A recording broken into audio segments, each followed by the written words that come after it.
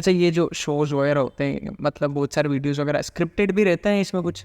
Scripted तो obvious सी बातें हो गई, मतलब एक रियलिटी शो में फीचर होने के बाद एक डांसर की क्या जिंदगी होती है? और हमारे साथ तो हुआ भी है ऐसा अच्छा। कि मतलब हमको कोई काम नहीं मिला और फिर ऐसा लगता था क्या करें। इवन हमको शिल्पा शेट्टी मैम ने बोला था कि 2018 का जो सुपर डांसर आएगा मैं आपको उसमें एज अ कोरियोग्राफर रखूंगी, पर हमारे पास ऐसा कोई कॉल भी नहीं आया बाद में। जैसे आज अगर अपन बात करें हिंदुस्तान में जो डांस टीचर्स हैं, उन लोग को बस ये लगता है कोरियोग्राफी में मतलब होता है कि एक गाना लिया, उस पर हमने डांस स्टेप बैठा दिया और वो कोरियोग्राफी हो गई, पर कोरियोग्राफी वो होती ही नहीं है। अच्छा, नमस्ते दोस्तों, आज के इस एपिसोड में हमारे गेस्ट हैं Rohit Ameria. Hi everyone, this is Rohit Ameria from Indore और मैं एक बॉलीवुड कोरियोग्राफर हूँ। मैंने बहुत सारे टीवी शोज़ किए हैं, super dancer, India's got talent और रिसेंट इंदौर में जो अभी आईटी अवार्ड्स हुआ था, मैं उसमें भी मैं कोरियोग्राफर रह चुका हूँ। इनकी खुद की डांस क्लासेस हैं जिनमें इनके स्टूडेंट्स खुद बहुत सारे रियलिटी शोज में पार्टिसिपेंट्स रह चुके हैं। आज के इस एपिसोड में हमने रियलिटी शोज के बारे में A to Z बातचीत करी है। तो बढ़ते हैं इस पॉडकास्ट की तरफ एंड लेट्स डीकोड टुगेदर।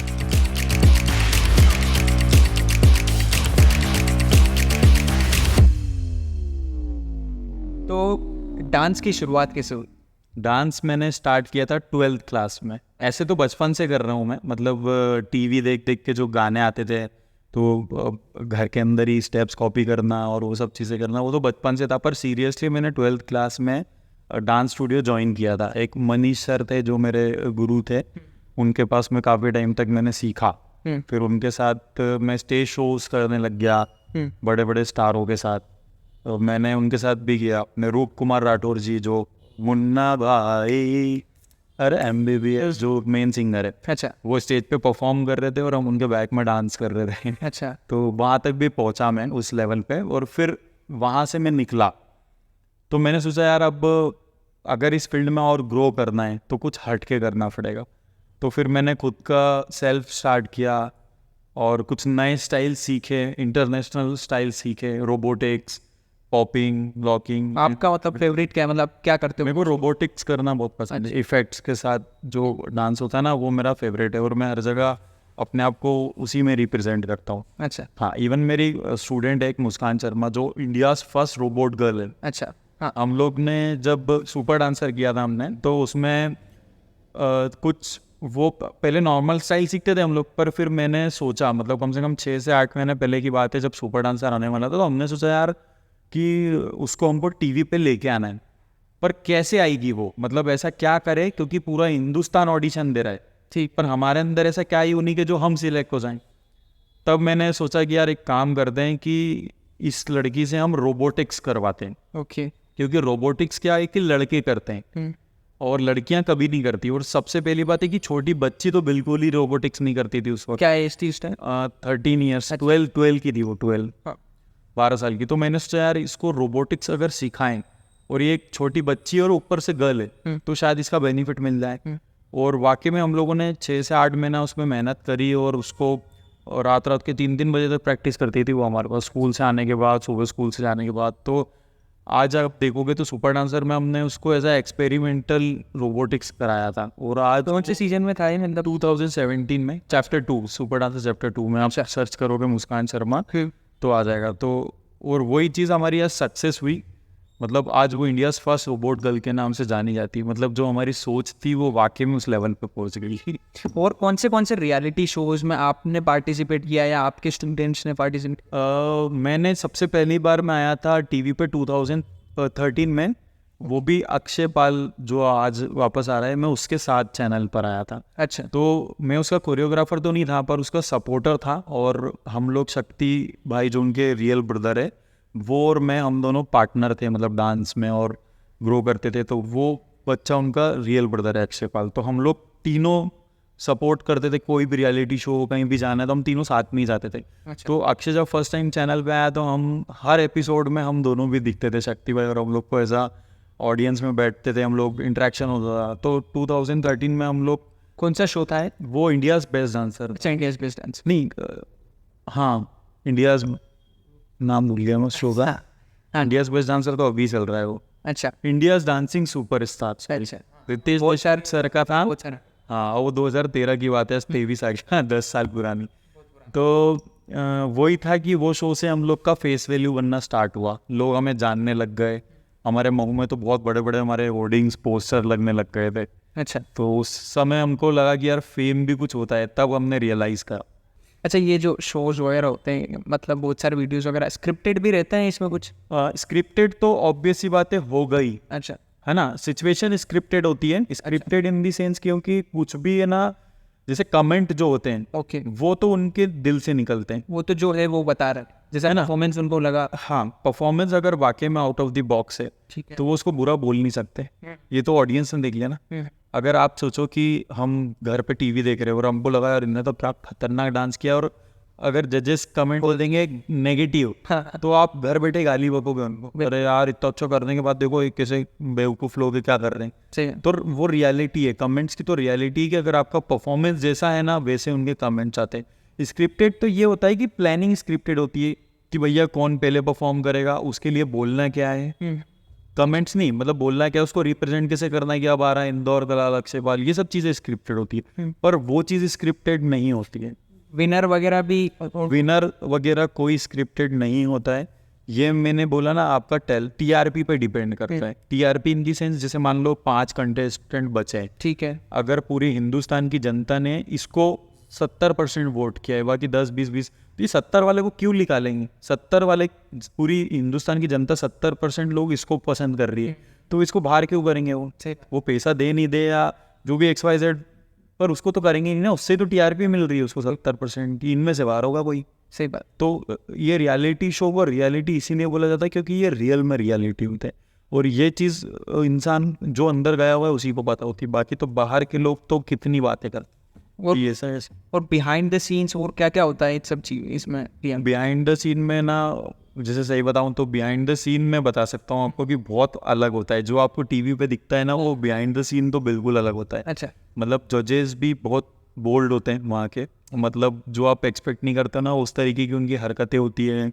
है। और जो एब्यूज़, गाली और ये सब चीज़ें बैक कैमरा तो बहुत ज़्यादा है, क्योंकि वो एक मुंबई है और लाइफ स्टाइल ही चेंज हो जाता है। मतलब ऑन कैमरा अलग होता है इंसान, बैक कैमरा तो बहुत अपोजिट होता है।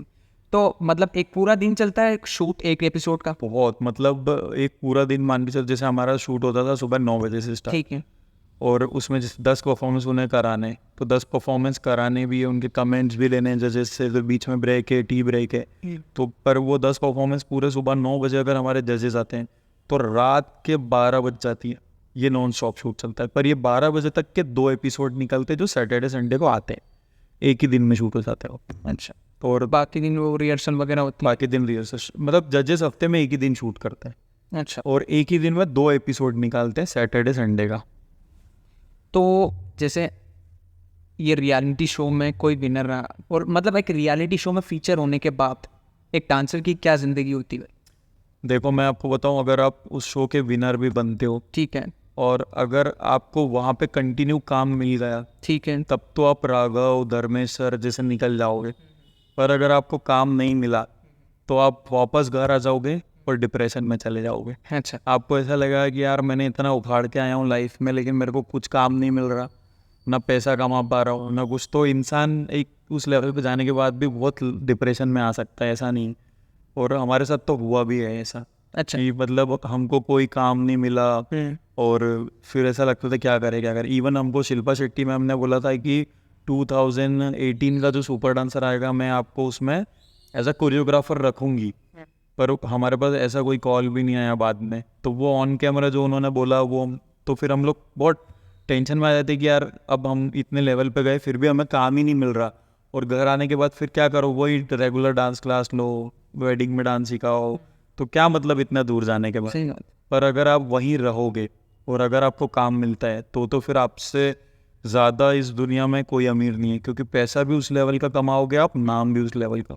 काम मिलना बहुत इंपॉर्टेंट है। वहाँ पर रह थोड़ा स्ट्रगल करना पड़ेगा। करना पड़ेगा, स्ट्रगल तो कर सकते हो पर आपके ऊपर हाथ भी होना ज़रूरी है वहाँ। अच्छा लॉबी सिस्टम तो है वहाँ। अच्छा आपको मैं पहचानता हूँ ना, हाँ तो मेरे पास कोई पिक्चर में रोल है तो मैं पहले आपको दूंगा। सही बात है। मैं थर्ड पर्सन को नहीं दूंगा। हाँ, अपने दोस्त यार जो भी हैं जो अपने साथ रहे तो लॉबी सिस्टम है तो आपको वहाँ परिचय बनाना ही पड़ता है सर। नेटवर्क होना चाहिए। नेटवर्क, तभी आप काम कर पाओगे। जैसे आज मैंने फराह खान जो है वो मेरी गुरु है, मेरी टीचर है, और ITA अवार्ड्स किया था मैंने। तो ITA से मैंने कोर्स किया था फिल्म कोरियोग्राफी का, जिसमें मैंने पूरा सीखा था कि पिक्चर के गाने किस तरीके से कोरियोग्राफ किए जाते हैं, किस तरह से शूट किए जाते हैं, क्या क्या नीड है, ये सब चीज़ें मैंने पढ़ाई करी है। तो आज मेरे वहाँ पे लिंक बने उस कोर्स को करने के बाद, तो मैं आज एक मूवी कर पाया हूँ जो भी रिसेंट आने वाली है। वारी नानी करके एक मूवी आएगी। अच्छा, उसमें मैंने खुद सेल्फ 2 गाने कोरियोग्राफ किए। अच्छा, पूरे मैंने लिखे हैं, उसको डायरेक्ट किया है मैंने। उसके गाने के अंदर जो चीज़ आपको दिखेगी ना, वो सब मेरी इमेजिनेशन है। अच्छा, तो मैं उस लेवल पे कहाँ पहुँच पाया वो काम करके, और मेरे वहाँ लिंक बने तो मेरे को वहाँ से काम आया। तो लिंक बने तो ही आया, नहीं बनते तो कैसे आता ऐसा। बाकी ये जो आपने मुंबई वाला सीन बताया, उसके अलावा अगर कोई अपने होम टाउन में रह के ये सब चीज़, जैसे आपकी डांस क्लासेस भी हैं कुछ, तो वो उसमें क्या कर सकता है? जैसे कि डांसर के पास क्या क्या ऑप्शंस है? ऑप्शंस देखो, अगर आप लाइफ में कभी टीवी शो पे नहीं आ रहे हो, पिक्चरें नहीं कर रहे हो, ठीक है, और आप एक अच्छे डांसर हो, एक अच्छे कोरियोग्राफर हो, तो सबसे पहले तो आप एक डांस स्टूडियो खोल लो। ठीक है, डांस स्टूडियो में अगर आपके अच्छे स्टूडेंट आते हैं तो वहाँ से एक इनकम सोर्स जनरेट होता है। दूसरा, आप वेडिंग कोरियोग्राफी कर सकते हो। वेडिंग में आपको बहुत अच्छी इनकम है। एक हफ्ते में आप 10 डांस सिखाते हो तो 30,000 रुपये आपको ईजिली, 3000 बेसिक रेट है एक परफॉर्मेंस का। तो 10 डांस सिखाओगे तो एक हफ्ते में 30,000 रुपये एक बंदा आराम से कमा सकता है बिल्कुल। वेडिंग में। और अगर एक महीने में आप 4 काम लेते हो तो लाख रुपए आपका यूं ही अर्निंग हो जाएगा। इसके बाद थर्ड है कि आप कॉलेज और स्कूल के जो एनुअल फंक्शन होते हैं वो कोरियोग्राफ कर सकते हो। वो कोरियोग्राफ करोगे तो वहाँ भी एक अच्छा अमाउंट मिलता है, ह्यूज अमाउंट। फिर जैसे इवेंट्स आते हैं, गरबा नाइट, गरबा कोरियोग्राफ कर सकते हो। तो ऐसे आपके लिए स्कोप तो बहुत है। मतलब मैं ये बोलना चाहूँगा कि मेरे को ऐसा लगता है पर्सनली कि तुम एक पढ़ाई करने के बाद अगर किसी कंपनी में जॉब कर रहे हो या कहीं कर रहे हो तो उससे ज़्यादा इनकम तो इसमें आप जनरेट कर सकते हो अगर आप इसमें अच्छे मेहनत करोगे। तो ऐसा नहीं है कि आप आर्टिस्ट फील्ड में कुछ नहीं कर सकते, इसमें भी बहुत पैसे। अच्छा, पैसों की बात हो ही रही है तो रियलिटी शो में जो पार्टिसिपेट करते हैं, पार्टिसिपेंट्स को कुछ नहीं मिलता है? हाँ, उनको बस विनर्स बनते तो मिलता है। अच्छा, सिर्फ विनर को मिलता है? सिर्फ विनर को 1 2 3 टॉप 3 को मिलता है पैसा। जैसे मान लो फर्स्ट को मिल गया 50 लाख 25 लाख, वो भी 35% टैक्स कट कर मिलता है। अगर 50 लाख बोला है उन्होंने तो आपको 33 लाख मिलेगा। अच्छा, हाँ, 33 लाख। और अगर जो भी मतलब 3 लोगों को ही मिलता है क्योंकि कंपटीशन है वो तो बेसिकली टीवी पे जरूर आ रहे हो पर वो है कंपटीशन, तो जो जीतेगा वो पाएगा। बाकी लोग फेम पाते हैं, फेस वैल्यू बनती है उनकी अपने मार्केट में, उनके घर के पास में जो उनके शो देखते हैं। फिर वो फेस वैल्यू के बाद क्या होता है, ऑल ओवर इंडिया में वर्कशॉप्स होती है तो वो मिलती है उन लोगों को। जैसे मान लो मैं रोबोटिक्स में अगर एक्सपर्ट हूँ तो मेरे को इंडिया में कोई भी जो, जैसे मेरा खुद का, चलो मान लो ये मेरा डांस स्टूडियो है, अब मेरे को मेरे खुद के बच्चों को सिखाना है, मान लो क्लासिकल, मेरे को नहीं आता पर क्लासिकल मेरे को सिखाना है, तो मैं जो एक्सपर्ट होगा मैं उसको बुलाऊंगा। तो वो मेरे को बोलेगा यार मैं 25,000 रुपये लूँगी या लूँगा, तो मैं क्या करूँगा, मेरे यहाँ से 25 बच्चों से 1,000 रुपये फीस लूँगा और 2 दिन की उनको वर्कशॉप दे दूँगा और 25,000 मैं उनको दे दूँगा। किसी ऐसे इनकम होती है फिर जिसकी फेस वैल्यू बनती है उसकी। अच्छा, और जैसे बॉलीवुड में जो म्यूजिक वगैरह जैसे बैकग्राउंड डांसर्स वगैरह होते हैं, वो क्या सीन होता है उसका? हाँ, वो ऐसा है कि मुंबई में कार्ड बनता है। अच्छा, का बैकग्राउंड डांसर का कार्ड बनता है? कार्ड बनता है। फिर कार्ड बनने के बाद वहाँ पे जो एसोसिएशन है, शिवसेना है और ऐसे बहुत सी एसोसिएशन बनी हुई है, तो वो लोग के पास आपका रजिस्टर्ड हो जाता है कि भैया ये बंदा बैक डांसिंग करता है। अच्छा, फिर आपको ग्रुप में ऐड किया जाता है। तो फिर जैसे मान लो कि कोई पिक्चर आई उसमें बैक डांसर की नीड है तो उस ग्रुप में मैसेज जाता है कि यहाँ पे ऑडिशन चल रहे हैं, आप जाके दे दो। फिर वो डांसर वहाँ जाके ऑडिशन देता, सिलेक्ट हो गया तो पिक्चर में बैकग्राउंड डांसिंग करता है। उनका क्या अमाउंट रहता होगा? उनका 8,000 रुपये एक दिन का मिलता है। अच्छा, तो अगर आपका 3 दिन का शूट है तो 24,000 रुपये। और अगर आप फॉरेन जाते हो, मतलब उनके साथ ट्रैवलिंग खर्चा पानी तो सब खर्चा तो वो सब कर देते हैं, आपका सेल्फ 8,000 रुपये पर डे का बनता है। पर अगर ये तो मैं इंडिया का बता रहा हूँ, अगर बाहर गए तो शायद ज़्यादा बनता हो ऐसा। और कोरियोग्राफर का क्या पे आउट रहता है? कोरियोग्राफर का तो कम से कम, अगर आज की तारीख में मैं खुद एक पिक्चर का गाना कोरियोग्राफ करूँगा तो मैं 2-3 लाख रुपए एक गाने के लूँगा। अच्छा, और मैं तो आम कोरियोग्राफर हूँ।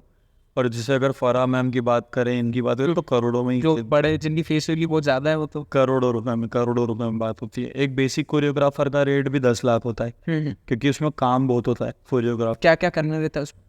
बेसिकली जैसे आज की तारीख में कोरियोग्राफी क्या होती है ना, ये आम कोरियोग्राफर को पता ही नहीं है। जैसे आज अगर अपन बात करें हिंदुस्तान में जो डांस टीचर्स हैं, उन लोग को बस ये लगता है कोरियोग्राफी मतलब होता है कि एक गाना लिया, उस पर हमने डांस स्टेप बैठा दिया और वो कोरियोग्राफी हो गई।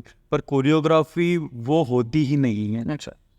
कोरियोग्राफी बहुत अलग होती है। कोरियोग्राफर को बहुत कुछ आना ज़रूरी है। जैसे मान लो अगर मेरे को कोई पिक्चर का गाना मिला, तो मुझे उसके अंदर डांस स्टेप्स तो सिखाने ही है, पर उसको पूरा पिक्चराइज करना मुझे आना चाहिए। अच्छा। कि कौन से एंगल से कौन सा शॉट लेंगे, उसके अंदर होना क्या चाहिए, और दीपिका पादुकोण का हेयर स्टाइल क्या होगा, उसका ड्रेस क्या होगा, रणबीर का ड्रेस क्या होगा, उसके पीछे अगर 100 डांसर है तो वो लोग का ड्रेस क्या होगा, सेट डिज़ाइनिंग क्या होगा, सेट कैसा होना चाहिए अपने गाने के अकॉर्डिंग।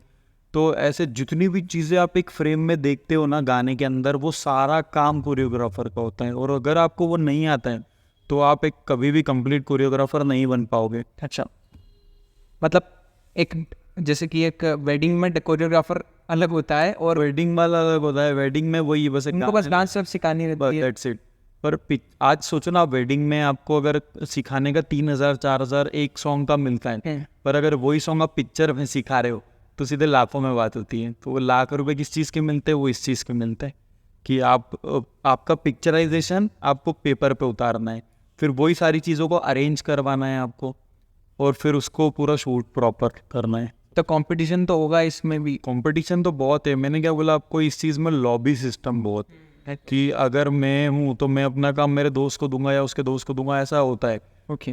पर इसमें अगर आपका टैलेंट कहीं दिख जाए, अगर आप अपनी मेहनत से वायरल हो जाओ, या आपका कोई गाना, जैसे अभी मैंने बताया आपको कि मेरा गाना आने वाला है, तो मेरा गाना अगर घर घर में बजने लग गया और वो उस लेवल पे वायरल हो गया, तो क्या पता मैं भी एक दिन रेमो डिसूजा, फराह खान की तरह फेमस हो जाऊं और उस लेवल पे पहुंच जाऊं। तो वो मेरे लक पे डिपेंड करेगा। पर मेरे को काम तो मिला है।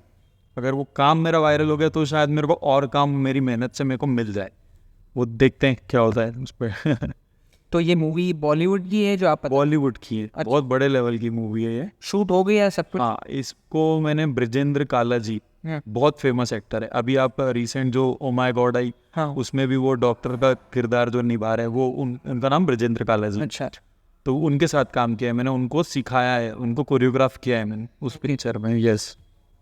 तो बाकी इसको अपन थोड़ा सा रियलिटी शो से रिलेटेड रखते हैं। तो लाइक रियलिटी शो में एंट्री कैसे होती है, सबसे पहले वहाँ से शुरू करते हैं। एंट्री देखो, मैं सबसे पहले तो जो देख रही है अपने को ऑडियंस, उनको मैं एक चीज़ क्लियर करता हूँ कि कभी भी रियलिटी शो में पैसा नहीं लगता है। अच्छा। हाँ, भले मतलब लोग बोलते हैं ना कि यार पैसे से गया होगा, पैसे भरने पड़ते हैं, पर हम तो खुद गए हुए हैं ना। तो मैं अपना एक्सपीरियंस बता रहा हूँ कि हमारा तो 1 रुपए का सिक्का भी कभी यूज़ नहीं हुआ। अच्छा। हाँ, कभी किसी ने नहीं मांगा कि भैया हमको पैसा दे दो तो हम तुम्हें आगे बढ़ा देंगे, कभी ऐसा सिचुएशन नहीं आया। और मैं जो मेरा एक्सपीरियंस है मैं वो भी बताऊंगा कि आप जब टीवी देखते हो तो टीवी पे क्या देखते हो, आप एक अच्छा कंटेंट देखते हो, या अगर आप जैसे मान लो कोई डांस का प्रोग्राम देख रहे हो तो आप हमेशा रात को 8 बजे उस शो को इसलिए ऑन करोगे क्योंकि कोई आपका फेवरेट डांसर है उसमें जो बहुत अच्छा लगता है आपको, तो आप उसको देखने के लिए टीवी ऑन करोगे। ठीक है। पर अगर उस शो में कोई भी अच्छा परफॉर्मर ही नहीं है तो आप वो शो ही नहीं देखोगे, स्किप कर दो ऑब्वियसली। तो सीधी सी बात है कि अगर आप में टैलेंट है ना तो वो शो भी आपको दिखाएगा, क्योंकि उसको भी टीआरपी चाहिए। टीआरपी कब मिलेगी उसको, जब वो अच्छा कंटेंट प्रेजेंट करेगा। तो अच्छा कंटेंट पैसे देके कभी नहीं आता। 100%। पैसे दोगे तो कोई पैसे देने वाला व्यक्ति अच्छा होगा ही नहीं, इसलिए तो पैसे दे रहा है वो। मतलब इसका एक प्रोसीजर है जिससे टैलेंट ही आगे आ पाता है। टैलेंट ही आ गया है। तो इसके क्या फॉर्म्स भराए जाते हैं, कैसे होता है स्टार्टिंग? ये बेसिकली जैसे ऑडिशंस की, पहले आजकल तो बहुत ऑनलाइन हो गया है। ठीक है। पहले जब हमारे टाइम में 10 साल पहले हम लोग, आप बिलीव नहीं करोगे, जैसे राशन की लाइन नहीं लगती, इस लेवल पे लाइन लगती थी। सही बात। और जब हमने 2013 में हमने ऑडिशन दिया था तो हम लोग लगे थे रात को 3 बजे लाइन में। अच्छा। इतनी लंबी लाइन। हाँ। जयपुर की बात है। अच्छा। और आप बिलीव करोगे रात को 10 बजे नंबर आया हमारा डांस करने का। नेक्स्ट डे मतलब रात को 3 बजे आज लगे। हाँ। अगले दिन सुबह हो गई, दिन हो गया, पूरी रात हो गई, और रात के 10 बजे हमने ऑडिशन दिया। आप सोचो इस लेवल का क्राउड आता। सही बात। इस लेवल की लाइन लगती थी। और आज कुछ नहीं है, आज बस आप वीडियो बना लो क्लास में शूट करके और उनके साइट पे भेज दो, वहीं से फ़ोन कर देंगे आपका अच्छा है तो सिलेक्ट हो, ये वो, और सीधा मुंबई बुला लेंगे। मुंबई में आप जाओगे तो नॉर्मल 100 लोगों को बुलाते हो, टॉप 100 पूरे इंडिया से। उसके बाद उनका प्रोसेस स्टार्ट हो जाता है। मतलब आजकल वो ऑडिशन प्रोसेस खत्म हो गया, मतलब स्ट्रगल जो किया है ना वो अब नहीं होता। सही बात। मतलब आपके टाइम पे टीवी पे फीचर होने से पहले कितने ऑडिशंस देने पड़ते होंगे? 3 राउंड तो वहीं क्लियर कर अच्छा, देते थे 3 आप। राउंड होता है। उसी दिन सेम डे पे, जैसे रात को 10 बजे हमने क्लियर करा एक राउंड, फिर हम क्लियर हो गए तो हम आगे के राउंड में आ गए, फिर उसी के आधे एक घंटे बाद फिर से एक और डांस करना पड़ता था, फिर वो सिलेक्ट हो गए तो फिर 1 घंटे बाद वापस परफॉर्म करना पड़ता था, फिर वो परफॉर्म करने के बाद मुंबई की टिकट मिलती थी।